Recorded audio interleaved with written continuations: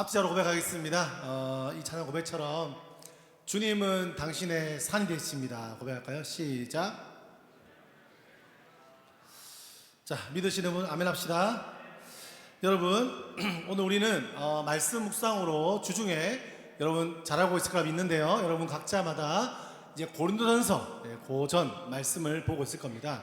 이제 6장으로 넘어가고 이제 쭉 넘어가고 있는데요. 이제 곧 눈 뜨면 후서가 되고 또 눈 뜨면 다른 것 바뀔 겁니다. 아무튼 열심히 묵상하기를 축복합니다. 이 고린도전서, 이 고린도에 보낸 바울의 편지입니다. 고린도는 그리스 남쪽 두 바다를 잇는 좁은 길목에 자리 잡은 거대한 항구 도시였습니다. 동쪽 배든 서쪽 배든 다 이 도시를 거쳐갔습니다. 그러니 돈이 많았습니다. 상인과 선원과 일확천금을 노리는 사람들이 전 세계에서 몰려들었다고 합니다. 한마디로 욕망이 들끓는 국제 도시였습니다. 근데 이 고린도는 한 번 완전히 망했다가 로마가 다시 세운 도시였습니다. 그래서 오래 전통이나 뿌리 같은 어떤 도덕적인 뿌리가 없었다고 합니다. 그래서 너도 나도 새로 와서 그곳은 기회의 땅이라 여기고 한몫 잡으려는 한탄과 쾌락이 아주 성행하는 신흥 도시였던 것 같습니다. 거기다 그곳에 종교가 있는데 이 종교들은요 아주 음란한 이방 종교들이 막 있었습니다. 도시 위 산꼭대기에 사랑의 여신 아프로디테 신전이 있었는데 거기 약 1000명의 신전 창기들이 있었다고 합니다. 그리고 그 신전에서 몸을 썩는 게 예배였고 종교 행위로 여겨졌습니다. 죄책감은커녕 그게 신을 섬기는 거룩한 일이라고 믿었다는 것이 문제입니다.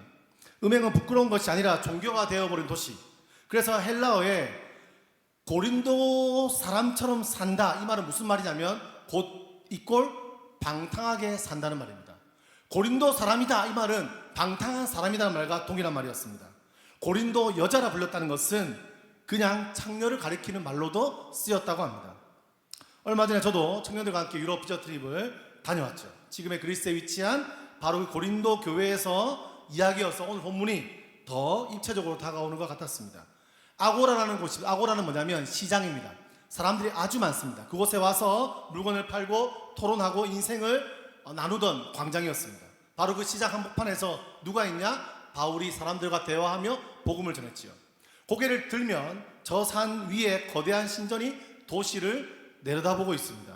아테네에서는 아크로폴리스 위의 신전이, 고린도에서는 아크로코린토스 위 아프로디테 신전이 도시 전체를 굽어보고 있었습니다.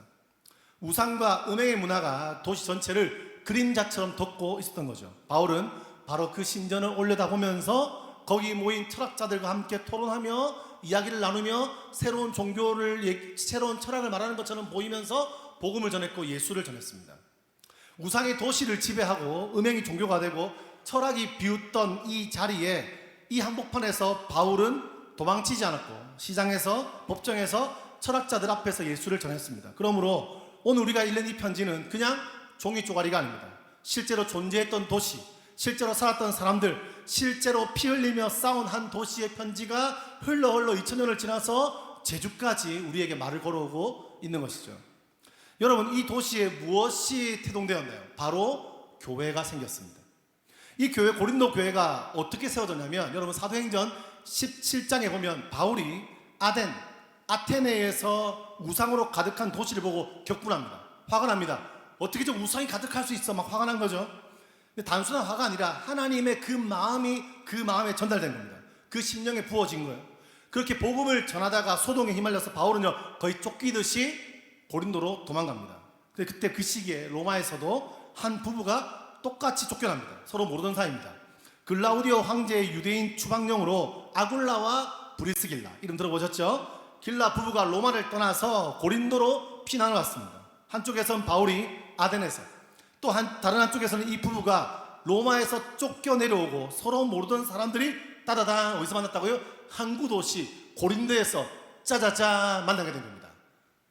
너무 짜자잔 좀 괜찮지 않았나요? 네, 우연같이 극적으로 표현하고 싶었는데 좀 쉽지 않네요. 네, 극적으로 우연히 갑자기 짜자잔 모이고 만났어요. 근데 마침 그들이 직업이 똑같았어요. 뭐냐면 천막을 깁는 생업을 똑같이 하고 있어요. 성 만든 사람. 그래서 와 잘됐다. 예수님을 복음을 아는군요. 이 성막을 이렇게 천막을 만드는 일을 하는군요. 우리 같이 일합시다. 이게 우연일까요? 사람 눈에는 우연 같죠. 그런데 하나님은 그 모든 우연 속에 뭘 짜고 계시죠? 하나님의 섭리를 짜고 있죠. 지난번에 룻기 말씀할 때 이야기를 나눴습니다. 보아스와 룻의 만남은 우연 같지만 우연이다. 다른 말로 하면 우연 같지만 우연 같지 않은. 예전에 그런 노래 있습니다. 모를 것 같긴 한데 우리 만남은 시작. 네, 아는 사람 있습니다. 나이를 우리가 감무할 수 있습니다. 네, 속이지 마십시오. 우리의 만남은 우연이 아니야. 그것은 우리의 바람이었어. 이렇게 말하는데 바람이 아니라 하나님의 바람. 우연 같지만 하나님의 계획이죠. 살면서 여러분 그런 일이 있습니다. 우리는 우연찮게 그 땅에 갔어요. 우연찮게 그 직장에 갔어요. 우연찮게 그 교회에 갔어요. 우연찮게 제주까지 왔습니다. 우연 같은 곳에서 인생의 동반자를 만나기도 하고 평생 기억할 동역자를 만나기도 하고 우리는 우연 같은 곳에서 하나님의 섭리를 깨달을 때가 있죠. 맞습니까? 여러분 세례 우연히 들어갔습니까? 이 교회에 우연히 왔습니까? 그 직장에 우연히 왔습니까? 아닙니다. 잘 보면 하나님의 섭리일 수가 있습니다. 근데 이 편지를 읽다 보면 좀 충격적인 사실 하나가 있는데 사도 바울이 그렇게 세운 교회, 여러분 1년 6개월 동안 온 마음을 다해 탁월한 바울이 동업했던 이 바울 목사님 계셨던 교회에 어떤 일이 있습니까? 갈등이 있어요. 싸움이 있어요. 여러분 이게요 위로가 됩니다. 여러분 사도 중에 사도, 신약 성경의 절반 가까이를 쓴 탁월한 바울이 리더십이었던 교회에 18개월 동안 눈물로 세운, 기도로 세운 이 교회에도 다툼이 있고 분열이 있고 죄가 있다는 겁니다. 여러분 이게 위로가 되죠. 여러분 우리 교회 청년부에 갈등이 있나요 없나요? 없나요? 어려움이 있나요 없나요? 있습니다. 이 갈등이 있습니다. 당연한 겁니다. 어려움이 반드시 있습니다. 우리 교회 지금 혹시 못 느낀 분들 계실지 모르겠는데 때가 조금 있어 보세요. 느껴집니다. 여러분 셀에도 갈등이 있을 수가 있습니다. 이 인생 자체가 가끔은 가끔 이렇게 막 여러분 그 있잖아요. 남녀가 사랑하고 결혼하면 처음에 너무 좋아요. 너무 좋다. 뭐 서로 막 너무 행복해 이렇게 하다 갑자기 어느 순간 그 느낄 때가 있어요. 남편들이 이제 육아하고 이렇게 할 때 와이프가 많이 스트레스 받을 때 내가 숨 쉬는 것도 와이프가 싫어하는구나 느낄 때가 있습니다. 여러분 언젠가 느끼게 되어 있습니다. 여러분 아무튼 감안하고 결혼하시면 됩니다. 알겠죠? 감안하세요. 그게 낫습니다. 그때가 충격받으면 힘들기 때문에 미리 이렇게 미리 간접 경험과 생각을 하면 좋다. 그렇죠? 아무튼 그것처럼 교회 처음 오면요 신앙생활 하면 너무 좋습니다. 근데 좀 있다 보면요 싫은 사람 눈에 보입니다. 열받게 하는 인간에 보입니다. 갈등이 보입니다. 이렇게 말할 수 있어요. 교회가 왜 이런가? 교회는 어떻게 이런 일이 날 수 있는가? 교회 왜 이런 문제가 있는가? 왜 저 사람 내 마음을 이해 못하는가? 쟤는 왜 저런 오해를 하는가? 이런 걸로 별 소리들을 다 합니다. 근데 여러분 그게 교회입니다. 그게 공동체고요. 그게 사람 사는 곳입니다. 여러분이 갈등이 없고 문제가 없고 분열이 없는 곳에 가려고 하면 어디밖에 없어요? 무덤밖에 없습니다. 무덤 가면 아무 문제 없습니다. 교회는 원래 그렇습니다. 여러분 가정이 안 그럴까요? 가정도 그렇습니다. 여러분 친구 관계 안 그런가요? 모든 공동체는 다 그렇습니다.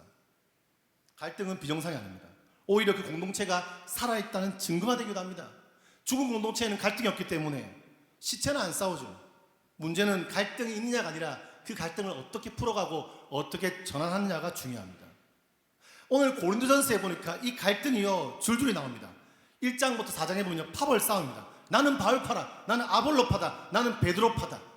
막 법정까지 막 고소하는 겁니다. 여러분 뭐 이런 일이 생겨 무슨 말인지 잘 모르시면 있을 수 있는 거예요. 나는 지찬영파다, 나는 권호희파다.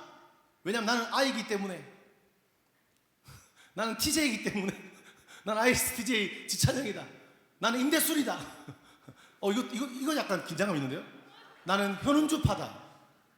나는 이은경? 이은경. 네. 김은경파다. 네. 이렇게 파벌 싸움. 네. 이 고린도 교회에 그런 일, 지금 은경이가 누군지 은주가 누군지 좀 모르는 표정도 좀 있어요. 공동체에 깊이 들어오시길 축복합니다. 되게 무서운 분들이 있어요. 조심하시고 알겠죠? 큰일 납니다. 아무튼 그런데 좀 적당한 거리를 두면 나쁘지 않아요. 적당하게 잔소리 안 하기 때문에 친해지면 잔소리할 수도 있고 무서운 분들이 몇 분 계십니다. 아무튼 여러분 보세요. 갈등이 일어나고 있어요. 그리고 법정에 막 고소합니다. 교회에서 우상제물로 막 논쟁합니다. 성찬 자리가 있는데 빈부 차별을 하고 먹는 것 때문에 문제가 있습니다. 부자는 먼저 와서 배불리 먹고 가난한 사람 늦게 와서 굶는 일이 있습니다. 배려가 없는 거죠. 이 모든 갈등의 뿌리가 뭡니까? 딱 하나입니다. 나입니다. 내가 옳다. 내 자유다, 내 권리다, 내가 먼저다, 내 거다. 이렇게 말해요. 이 교회를 내가 세우는데 그런 어른들이 많은 옛날에 있었거든요. 이 교회를 세운 내가 일주했다. 내가 벽돌 하나하나 다 지었다. 이 교회는 내가 지분이 있다. 이 청년부 내가 모태신앙인데 성황교회 내가 모태성환이다. 이 성황교회까지 오는 데까지 내가 한 게 얼마나 있는 줄 아느냐. 까부지 마. 육지 것이 뭐 이렇게 하는 사람 없지만 마음에 있다. 예를 든 거예요. 그렇게 말할 수 있는 사람들이 있습니다. 내가 해준 게 얼만데, 내가 이 공동체에서 얼마 애를 썼는데 왜 나를 안 알아줘? 내가 리더로 쓰임받고 내가 저 사람을 좋게 해줬는데 이렇게 했는데 왜 나를 못 알아줘? 비판하고 이런 거 있습니다. 갈등 해결에 전혀 문제가 도움이 안 됩니다. 결국 뭐예요? 나입니다. 자아중심성의 문제입니다. 근데 오늘 이렇게 엉망인 교회를 바울이 편지 첫머리에 뭐라고 부릅니까? 이렇게 말해요. 성도라 부르심을 받은 자들, 거룩하여진 자들이라고 부릅니다. 이 싸움투성이 자들아, 이 나쁜 놈들아 이렇게 말하지 않습니다. 거룩한 자들, 이게 바로 복음이죠. 거룩함은요, 갈등이 없는 상태가 아니라 갈등 한가운데서 어디로 돌아가죠? 십자가로 돌아갑니다. 십자가를 바라봅니다. 그리고 오늘 바울은 이 갈등 중 특별히 한 가지를 길고 당하게 다루고 있죠. 여러분, 중요한 것은 여러분의 갈등과 고민과 생각이 있는데 다시 돌아다니까 따라하세요. 십자가를 돌아봅시다. 시작. 우리는 십자가를 바라보면 내가 얼마나 추한 죄인인지 알게 됩니다. 내가 십자가를 바라보면 내가 얼마나 공로가 없는 자인지 알게 됩니다.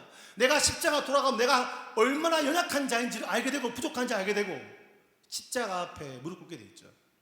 근데 오늘 바울은 오늘 본문에서 보니까 6장의 모임에 아주 긴 이야기를 하고 있는데 음행과 몸의 문제입니다. 거룩한 공동체는 거룩한 몸들이기 때문에 모임이기 때문에 그 얘기를 하고 있습니다. 앞에서 본 것처럼 도시 전체가 죄책감 없이 음행에 젖어 있습니다. 그런 문화에서 회심한 교인들 안에 위험한 가르침이 하나 자라고 있었어요. 헬라 철학에서 나온 생각인데 영혼은 고귀하고 영원하다. 그래서 몸은 더럽고 어차피 중요하지 않고 사라질 것이다. 그래서 슬로건이 생겼어요. 모든 것이 내게 가하다. 무슨 뜻입니까? 나는 자유인이니까, 난 자유가 있으니까 뭐든 해도 돼. 내 몸은 내 거야. 자유를 핑계로 음행을 정당화합니다. 음식은 배를 위하여 있다. 무슨 말입니까? 여러분, 배를 위해서 그 당시에요, 로마 시대 때가 고린도 시대 때에 막 먹고요, 뭐 돈이 많으니까 계속 먹는 겁니다. 먹고 막 뱉고 먹고 뱉고 먹는 건 내 마음이야. 여러분, 식탐도 죄가 될 수 있다는 거 아시죠? 저는 어제도 죄를 지었습니다. 올라올 때 회개했습니다. 어젯밤에 저녁을 안 먹어서 치킨을 진짜 맛있게 먹었습니다. 성욕도 식욕이랑 똑같아. 배고프면 먹듯이 욕구가 생기면 푸는 거지 성을 그냥 생리적 욕구로 그들은 보았습니다. 여러분, 이게 2000년 전 이야기지만 우리 시대 이야기도 하죠. 손가락 끝에 클릭 한 번으로 우리는 선택할 수 있습니다. 넘어다니면 안 되는 영역을 쉽게 넘나드는 시대가 되었습니다. 그리고 똑같은 슬로건을 떠다닙니다. 내 몸은 내 거잖아. 서로 합의했으면 괜찮지. 누구한테 피해 주는 것도 아닌데. 2000년이 지났는데 인간의 마음은 변한 것이 별로 없는 것 같습니다. 바울이 왜 그렇게 강하게 다뤘느냐? 이 가짜 신학이 교회를 거룩한 공동체가 아니라 세상과 똑같은 공동체로 만들고 있기 때문입니다. 공동체의 갈등도 내 거에서, 몸의 음행도 내 몸은 내 거에서 나왔어요. 뿌리가 똑같은 거예요. 그래서 바울은 외칩니다. 너희는 너희 자신의 것이 아니다, 이렇게 말하는 거죠. 이 메시지에 귀를 기울이시기를 축복합니다. 거룩한 몸의 네 가지 진리를 말하고 있어요. 바울은 첫 번째 이겁니다. 나오나요? 같이 한번 읽어볼까요? 첫째는 이겁니다. 읽어볼까요? 시작. 자유는 있다. 그러나 그 자유가 너를 노예로 만들 수 있다. 말씀 읽어보겠습니다. 시작. 모든 것이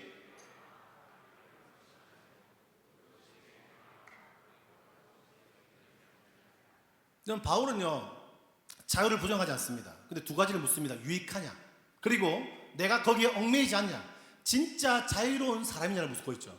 여러분, 물어보고 싶어요. 진짜 자유로운 사람이 누구일까요? 무엇이든 할 수 있는 게 자유입니까? 하지 않을 수 있는 것이 자유입니까? 술을 마실 수 있는 게 자유가 아니라 내가 먹기 싫을 때 안 마시는 게 자유 아니겠습니까? 스마트폰을 내가 켜는 게 자유가 아니라 새벽 2시에 막 클릭하다 끌 수 있는 게 자유가 아니겠습니까? 우리가 자유라고 부르는 것 중에 결박인 게 얼마나 많습니까?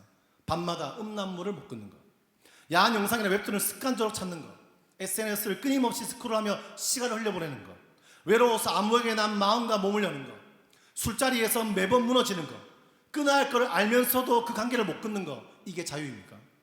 자유의 옷을 입은 노예로 사는 거죠. 진짜 자유는 그것을 거절할 때 자유가 온다라고 바울은 말하는 것이죠. 둘째는 무엇입니까? 둘째는 이것입니다. 읽어볼까요? 시작. 너희 몸은 일회용이 아니다. 부활할 몸이다. 음식은 배를 위하여 있고 배는 음식을 위하여 있으나 하나님은 이것저것을 다 폐하시리다. 몸은 음란을 위하여 있지 않고 오직 주를 위하여 있으며 주는 몸을 위하여 계십니다. 하나님이 주를 다시 살리셨고 또한 그의 권능으로 우리를 다시 살리시니라. 아멘. 고린도 사람들은 몸은 어차피 사라질 거니까 마음대로 써버려도 되라고 생각했습니다. 그런데 바울은 정반대로 말합니다. 예수님이 부활하신 것처럼 우리 몸도 부활한답니다. 지금 이 몸이 영혼을 담는 일회용 컵이 아니라 이 몸이 영원한 부활과 연결되어 있다는 거예요. 기독교는 그 어떤 종교보다 몸을 진지하게 여깁니다. 하나님이 사람을 흙으로 빚으셨고 예수님은 몸으로 오셨고 몸으로 십자가에 달리셨고 몸으로 부활했습니다. 그러니 청년 여러분, 몸을 하찮게 여기면 안 됩니다. 외모 때문에 자기를 미워하지 마십시오. 여러분의 몸 때문에 자기를 미워하지 마십시오. 욕망 때문에 함부로 쓰지 마십시오. 지금 여러분의 그 몸이 부활할 몸이기 때문에 그렇습니다. 여러분의 몸을 부활의 관점으로 대해야 됩니다. 미워하지 말고 돌보십시오. 함부로 쓰지 말고 거룩하게 사용하십시오. 외모로 판단하지 말고 하나님의 창조물로 존중하십시오. 서로의 몸을. 부활을 믿는 사람은 자기 몸을 함부로 대하지 않습니다. 부활을 믿는 사람은 다른 사람 몸도 함부로 대하지 않습니다. 부활을 믿는 사람은 지금 이 몸으로 하나님 나라를 살게 되기 때문입니다. 셋째는 무엇이냐? 이것입니다. 셋째는 너희 몸은 그리스도의 지체이며 성령의 전이라는 겁니다. 그래서 음행은 다르다는 거죠. 말씀 읽어볼까요? 너무 기니까 제가 읽겠습니다. 너희 몸이 그리스도의 지체인 줄을 알지 못하느냐? 내가 그리스도의 지체를 가지고 창녀의 지체를 만들겠느냐? 결코 그럴 수 없느니라. 창녀와 합하는 자는 그와 한 몸인 줄을 알지 못하느냐? 일렀을 때 둘이 한 육체가 된다 하셨나니 주와 합하는 자는 한 영이라. 음행을 피하라. 사람이 범하는 죄마다 몸밖이거니와 음행하는 자는 자기 몸의 죄를 범한다. 너희 몸은 너희가 하나님께로부터 받은 바 너희 가운데 계신 성령의 정인 것을 알지 못하느냐? 너희는 너희 자신의 것이 아니라. 바울이 묻죠. 내가 그리스도의 지체를 가지고 창녀의 지체를 만들겠냐? 그럴 수 없다. 우리가 그리스도와 연합되었다면 우리 몸은 더 이상 내 몸이 아니라 그리스도의 몸의 일부다. 그리고 우리 몸은 성령의 전이 된다. 여러분, 구약의 성전이 가장 거룩한 장소였듯이 오순절 이후에 그 성전이 우리 몸 안으로 옮겨졌다는 겁니다. 우리는 꼭 짚어봐야 돼요. 세상은 모든 죄는 다 똑같다고 말하죠. 음행도 그냥 여러 죄 중에 하나라고. 근데 바울은 18절에서 선을 긋습니다. 다른 죄는 다 몸 밖에 있지만 음행은 자기 몸에 곧 성령의 전인 자기 몸에 직접 죄를 짓는 거라고 이야기합니다. 음행은 본질적으로 다른 죄와 다르다는 겁니다. 무섭고 파괴적이라는 의미입니다. 정죄라는 게 아니라 아주 무서운 거라는 겁니다. 그 세상은요, 가벼운 성관계가 있다고 말합니다. 그냥 즐기는 거라고, 느낌대로 가라고. 그래서 성경은 단호합니다. 창녀와 합하는 자도 그와 한 몸이 된다. 하나님이 설계하신 성은 두 사람을 육체적으로, 감정적으로, 영적으로 묶어서 둘이 한 몸을 되게 만들기 때문에 경각심을 가져야 된다. 세상은 너무 쉽게 말하죠. 요즘에 청년들과 오늘 오전에도 이야기하다 보니까 요즘에 나오는 그 데이트 앱 이런 거 있잖아요. 기독교 말고 일반 거. 아주 그런 부분도 아주 안 좋게 사용되는 얘기를 들었습니다. 그래서 그렇게 말합니다. 서로 동의했으면 괜찮은 거 아닌가요? 라고 말합니다. 물론 이 문제를 정죄하듯 말하고 싶지는 않습니다. 사람은 상처가 있고 외로움이 있고 관계에 대한 갈망이 있죠. 사랑받고 싶고 거절당하기 싫어서 순간의 분위기 속에서 여러 가지 상황이 있을 겁니다. 근데 분명히 말해야 합니다. 성은 가벼운 것이 아닙니다. 몸은 마음과, 마음은 관계와, 관계는 우리의 정체성과 분리되지 않습니다. 이 성적인 관계는 두 사람에게 깊은 흔적을 남기게 됩니다. 그러니까 중요한 것은 그런 관계들을 했냐 안 했냐가 아니고 더 깊은 질문은 이것입니다. 나는 내 몸을 어떻게 보고 있는가? 청년의 시기는 정체성이 만들어지는 때이기 때문에, 그런데 성이 너무 가볍게 소비되면 사람은 자신을 하나님의 형상으로 지음받은 존재라는 사실을 잊게 만들고 우리를 정죄하고 사람을 볼 때, 나를 볼 때 욕망의 도구로 보는 경우가 생깁니다. 나는 건강하고 성경적이고 아름다운 성경이 말하는 성에 대한 개념이 있는지를 돌아볼 필요가 있습니다. 기독교는 성을 억압하지 않습니다. 오히려 성을 너무 소중히 여깁니다. 너무 아름답게 다룹니다. 결혼이란 틀 안에서 성관계는요, 첫날 밤은요, 예배로 표현되기도 합니다. 몸은 하나님이 지으신 선하신 창조이기 때문에 함부로 소비할 수 없음을 기억해야 되고, 여러분의 영혼과 여러분의 몸을 망가뜨리는 관계를 용기 있게 끊어내는 용기가 필요합니다. 더 무서운 건 이게 한 개인의 문제로 끝나지 않죠. 오늘 세상은 성을 아예 돈벌이 수단으로 쓰고 있습니다. 천박한 자본주의가 사람의 몸에 가격표를 붙였습니다.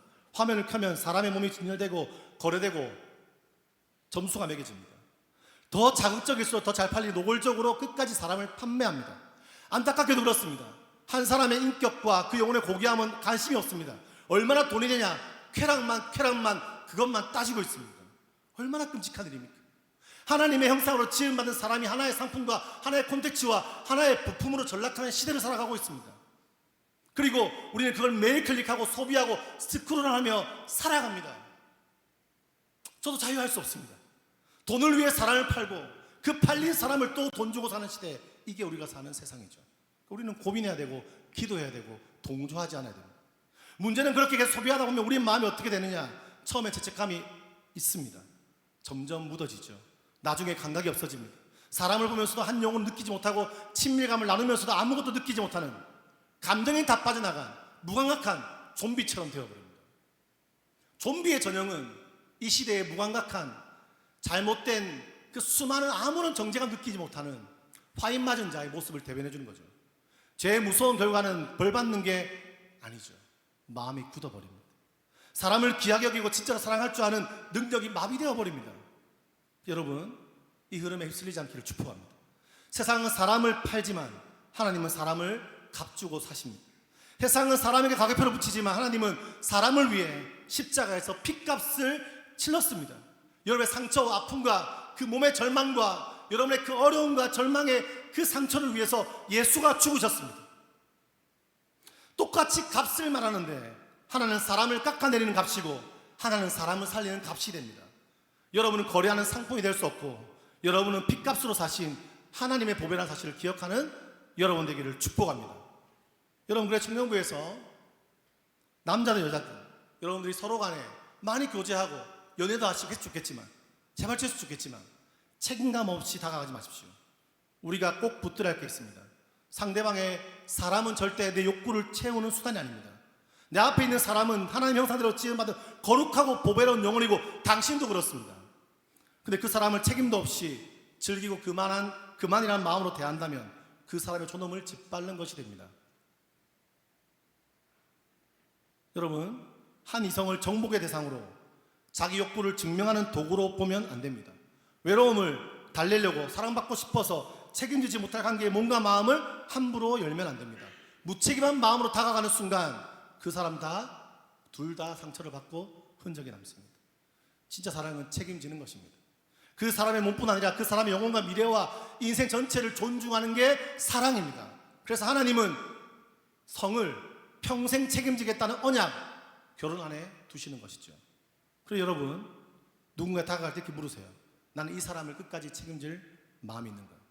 아니면 그저 내 외로움을, 내 욕구를 채우려는 것인가? 무책임한 설렘은 사랑이 아닙니다. 책임이 빠진 친밀함은 결국 둘 다를 무너뜨리죠. 하나님은 성을 나쁜 것으로 만들지 않았지만 언약이라는 그 안에서 아름다운 걸 누리기 위해서 우리는 지금을 살아갈 수 있고 그때를 기다릴 수 있고 책임과 함께 주님 안에서 준비할 수 있습니다. 넷째는 이겁니다. 너는 값으로 산 것이 되었다. 값으로 산 것이 되었으니 그런즉 너희 몸으로 하나님께 영광을 돌리라. 바울이 마지막에 결정탄을 날리죠. 너희 몸은 내 거가 아닙니다. 값을 주고 사신 분이 따로 있습니다. 그 값이 뭡니까? 예수의 보혈입니다. 자기의 소유가 아닌 것을 마음대로 쓰는 걸 그걸 뭐라고 합니까? 도둑질이라고 합니다. 제 본질은 그것입니다. 하나님의 것을 내 거라고 우깁니다. 내 것이 내 거가 아닌데 내 거라고 우기고 내 시간, 내 물질, 내 몸 모든 것을 내 것이라고 여기고 사는 것, 그게 바로 죄입니다. 여러분, 공동체의 갈등도 몸의 음행도 결국 이 모든 것들 안에서 자아중심성, 내가 좌우지하는 그 마음들, 내 마음대로 하려는 그 마음이 우리를 무너뜨립니다. 근데 결국 바울은 뭐라 합니까? 내 거가 아니라 그리스도의 것을 인정하는 그 십자가 안에서 진짜 회복되고 풀리는 것입니다. 여러분, 어떤 좌절이 있습니까? 어떤 고통이 있습니까? 어떤 어려움이 있습니까? 어떤 상처를 받았습니까? 여러분 기억하십시오. 십자가 앞에 나아갈 때 진정한 회복이 있습니다. 어떤 사람도 좋은 사람을 만나서 어떤 사람을 만나서 상처를 받았으면 다른 사람을 만나 회복된다. 아닙니다. 여러분, 십자가 앞에 통과해야 진짜 회복이 있습니다. 사람이 사람을 회복하게 하는 게 아닙니다. 십자가 앞에 반드시 나아가야 진짜의 참된 회복과 참된 평강과 새 사람이 되는 은혜를 경험할 수 있죠. 여러분, 어떤 사람이 이렇게 말할 수도 있을 것 같습니다. 목사님 다 압니다. 그런데 안 됩니다. 저는 중독되었습니다. 한 존 파이퍼라는 목사님이 계신데 그분의 이야기에서 그런 얘기를 하더라고요. 그런 질문에 대해서 중독되지 않았습니다. 그게 무슨 말이냐 해보니까 이런 거예요. 오늘 밤, 예를 들면 극단적인 예입니다. 오늘 밤 도저히 그 유혹을 못 끄겠다 싶은 그 순간에 갑자기 복면 쓴 사람이 들어와 당신이 가장 사랑하는 사람 목에 칼을 대고 클릭하면 죽인다고 협박한다면 당신은 클릭을 할까 안 할까요? 안 하겠죠. 완벽하게 자제할 수 있습니다. 반대로 누가 지금 그거 안 보면 현금 100억을 주겠다라고 한다면 우리는 반드시 참습니다. 무슨 뜻입니까? 우리는 못 끊는 게 아니죠. 걸려있는 대가가 충분히 크고 확실하면 끊을 수 있습니다. 근데 진짜 문제는 욕망이 아닙니다. 무엇을 믿느냐. 하나님이 말씀하신 경고와 약속이 그 칼날만큼, 그 100억만큼 확실하다고 내가 진짜로 믿느냐, 그 신앙에 달려있을 수도 있습니다. 이 악물고 의지력으로 버티면 되느냐? 그것도 아니죠. 존 파이퍼 목사님 이렇게 말합니다. 의지력으로 죄를 이기면 그 자리에 더 무서운 게 들어온다는 겁니다. 그래서 바로 거기에 그 안에 뭐가 있죠? 자기의 의와 교만입니다. 나 이런 사람이야. 바리새인처럼. 나는 이겨냈어. 또 죄가 다 따라와요. 근데 답은 뭐냐? 이겁니다. 답은 죄의 권세는 오직 더 탁월한 쾌락에 의해서만 깨어지는 겁니다. 죄는 우리에게 쾌락을 약속합니다. 더 달콤하고 더 만족스럽고 더 좋아질 거라고 말합니다. 여러분 거짓인 걸 알 거예요. 여러분 10대 때 밤새 게임 해보셨죠? 밤새 게임하고 내가 좋아서 원해서 클릭해서 너무 재밌어. 막 아침에 눈을 떴어요. 한 3일 밤샜어. 태양이 떠. 이런 사람 있어요? 와 진짜 너무 행복하다. 밤새 게임했더니 너무 행복하네. 재밌지 않은데 아무도 안 웃어주니까 너무 진지하다가 이런 사람 없죠. 갑자기 너무 행복하다. 또 내가 하루를 주셨네. 주 하나님 지으신 모든 세계 이렇지 않습니다. 허무합니다. 중독을 만들어냅니다. 여러분 우리가 더 달콤하고 만족스럽고 하는 그 거짓말이 있는데 그 안에서 그 거짓 약속을 깨는 유일한 길은 뭐냐? 더 크고 더 참된 기쁨을요 경험하는 겁니다. 그 기쁨의 이름이 뭐라고요? 살아계신 예수 그리스도. 할렐루야. 여러분 기독교는 죄짓지 마 억누르기만 하는 종교가 아닙니다. 예수가 주시는 기쁨이 내 안에 가득 차 넘칠 때 제 그 얄팍한 즐거움이 자연스럽게 힘을 잃게 되는 것입니다. 음행을 이기는 유일한 힘은 이를 악물고 버티는 것이 아니라 예수를 더 사랑하고 예수를 더 갈망하고 주의 말씀에 더 나아가고 더욱더 기도에 매진하고 그분의 사랑과 그분의 긍휼과 그분의 은혜와 그분의 광대하심과 그 기쁘심을 깊이 묵상할 때 나아갈 때 그 큰 빛이 내 삶에 임할 때 어둠이 빛을 잃어버립니다. 어둠의 힘을 잃어버리는 것입니다. 그게 우리의 유일한 단 하나의 길입니다. 여러분. 청년 성경에 나와 있죠. 청년이 어떻게 그 종력을 이게 됩니까? 말씀을 통해서 이게 되는 것입니다. 할렐루야. 사랑하는 제주 청년 여러분, 그리고 성도 여러분, 오늘 제목이 거룩한 공동체, 거룩한 몸이에요. 이 둘은 하나입니다. 거룩한 공동체는 거룩한 몸들이 모일 때 이루어집니다. 세 가지를 결단합시다. 첫 번째는요, 도망치십시오. 음행을 피하라라고 말하죠. 헬라어로 페우게테, 도망쳐라는 명령입니다. 음란한 앞에서는 도망가라는 거예요. 맞서 싸우면 망합니다. 도망가야 됩니다. 여러분 요셉이 위기를 당합니다. 어느 날 갑자기 아주머니가 옷을 이렇게 시원하게 입으시고 음악이 나오면서 이러면서 요셉 이렇게 불렀단 말이에요. 그때 요셉이 막 아주머니 이러시면 안 돼요. 이렇게 하면서 상의하고 대화 토론한 겁니다. 지금 생각해 보세요. 지금 당신하고 나는 종이관계고 이러면 안 될 것 같은데요. 이런 말 안 했습니다. 어떻게 했죠? 도망갑니다. 옷을 부여잡고 오해를 당할 일이 생기지만 도망갑니다. 여러분 유혹이 되는 그것을 끊으십시오. 도망가십시오. 그 채널을 끊으십시오. 무너지는 그 자리에 가지 마십시오. 끊어야 할 관계를 정리하십시오. 협상하지 마시고 도망하십시오. 둘째, 빛 가운데로 공동체 안으로 들어오십시오. 혼자 어둠 속에 머물지 마십시오. 빛 가운데 와야 됩니다. 공동체 안으로 들어오세요. 욕망과 죄는 숨길수록 커져요. 혼자 감추고 혼자 버티고 혼자 해결할수록 더 깊어집니다. 그리고 믿을 수 있는 동역자를 달라고 기도하십시오. 이렇게 말해야 됩니다. 이제 제가 흔들립니다.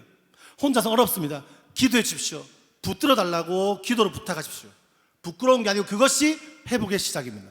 거룩은 혼자 지키는 결심이 아니라 하나님 앞에서, 공동체 안에서, 또 우리 공동체가 그것이 안전하게 지켜지고 회복되는 공동체가 되기를 소망합니다. 거룩한 몸은 거룩한 공동체 안에서 지켜갈 수 있습니다. 도망가지 마십시오. 죄는 도망가고 공동체에 도망오셔야 됩니다. 세 번째는요, 여러분의 몸으로 하나님께 영광을 돌리시기를 축복합니다. 20절, 너희 몸으로 하나님께 영광을 돌리라.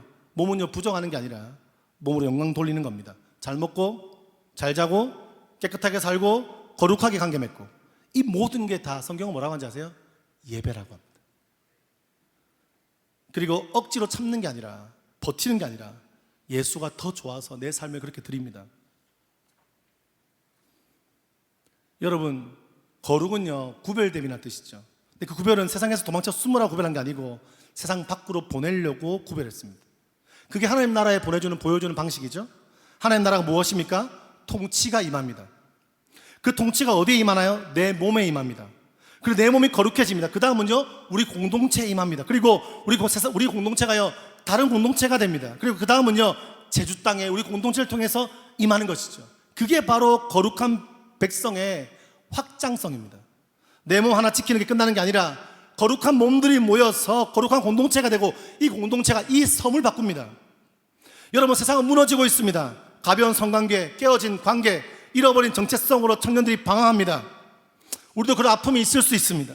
하지만 결단하고 끊어내고 십자가 앞에서 회복이 된다면 우리 공동체는 어떻게 될까요? 바로 그 한복판에 다르게 사는 청년 공동체 하나가 일어선다면 어떻게 될까요? 도망만 치는 청년이 아니라 하나님 나라를 보여주는 청년, 죄를 안 짓는 정도가 아니라 예수의 기쁨으로 가득 차서 그 기쁨이 흘러넘치는 놀라운 기쁨을 보여주는 공동체, 친구를, 가족을, 이 섬을 끌어안는 청년 공동체가 될 수 있습니다. 바울이 음란한 고린도 한복판에 교회를 세웠듯이 하나님은 음란한 이 시대의 제주 한복판에 여러분을 세우실 줄 믿습니다. 할렐루야. 제주는 아픔이 있는 땅이죠. 4.3의 상처와 분열의 역사가 깊이 새겨진 섬입니다. 그런 땅에서 갈등을 십자가로 품고 몸을 거룩하게 지키며 서로를 사랑으로 끌어안는 청년 공동체가 된다면, 그거 자체가 이 섬을 향한 하나님의 강력한 메시지가 됩니다. 상처 입은 섬에서 화해와 거룩을 보여주는 하나님 나라의 백성의 섬으로. 여러분, 도망치는 것으로 끝나지 마시고 죄를 피하는 수준에 안주하지 마시고 기대하세요. 그분을 묵상하고 그분을 사랑하고 일어서세요. 거룩한 백성으로 내 인생을 쓰실 이들을 기대하세요. 예수의 사랑이 얼마나 큰지 그 높이와 그 넓이와 그 깊이를 고민하고 생각하시면서, 아, 내가 그분의 사랑 앞에 나 있는 존재구나. 그 십자가에 죽으신 십자가의 사랑으로 말미암아 내 인생이 회복되었구나. 내 인생에 새로운 삶이 왔구나. 내 인생에 놀라운 계획이 있구나. 좀 나 같은 인생을 통해서 또 새 일을 행하시는구나 믿고 소망하며 그분을 닮아가는 우리의 삶 되기를 간절히 축복합니다. 이 시간 같이 한번 찬양하겠습니다.